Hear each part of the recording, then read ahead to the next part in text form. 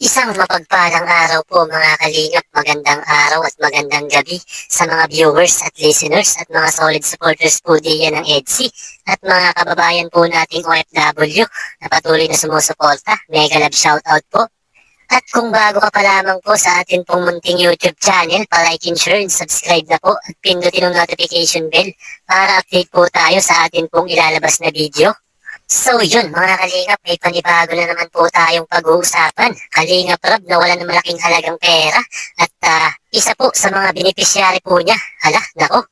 Kalingap Rob, meron ng pinanghihinalaan at Beyonce, meron palang kinalaman dito. At yan nga po ang sabay-sabay po nating aalamin at bibigyang linaw. Pero bago nga po tayo dumako sa atin pong pag-uusapan mga kalingap, huwag po natin kalimutang sumuporta sa mga pangunahing kalingap na si Kuya Bal at Kalingap Rob na patuloy sa pagtulong at walang sawang pagsuporta at pagbibigay ng saya sa araw-araw po nilang vlog mga kalingap. At patuloy nga po natin silang suportahan sa kanilang pag-charity vlogs at paggawa ng beneficiary ng sa ganun mga kalingap.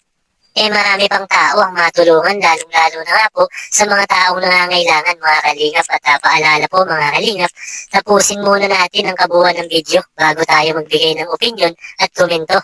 At so ayun na nga po mga kalingap, tumako po tayong muli sa atin pong pinag-uusapan. Kalingap Rob, meron na nga bang idea sa mga beneficiary po niya at kung mapapansin po natin ngayon, parami po ng parami ang issue at hindi matapos-tapos po na problema na kung saan nga po mga kalingap nagiging magulo na po talaga.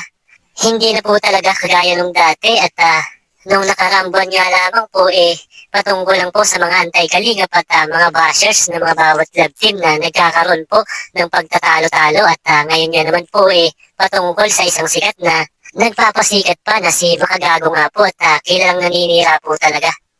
Kaya hindi na po tayo magtataka kung bakit napapansin na po talaga ang kalingap dahil sikat na po talaga at hindi po talaga maiiwasan at siraan at mapabagsak pero ganun pa man mga kalingap hindi naman kailangan na magpa-apekto at mapapansin naman po natin patuloy pa din naman po sila Kalingap Rob at Kuya Bal.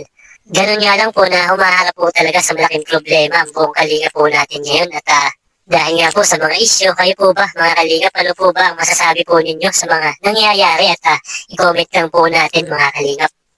At mga ibang dako naman po tayo, pag-usapan na po natin ang malaking halagang pera na nawawala ni Kalingap Rob at alam na nga po kung sino ang suspect dito at si Beyonce nga po mga kalingap at ganito nga po na napakatagal na po na walang vlog ang EDSI po natin at kung mapapansin po natin dati halos 2 o 3 linggo ang tumatagal bago may upload ang EDSI at nangyayari nga po ngayon halos mag-iisang buwan na nga po at maaari nga po na humigit pa at na kung saan mga kalingap marami na po ang nagtataka dito at nag-aabang sa EDSI.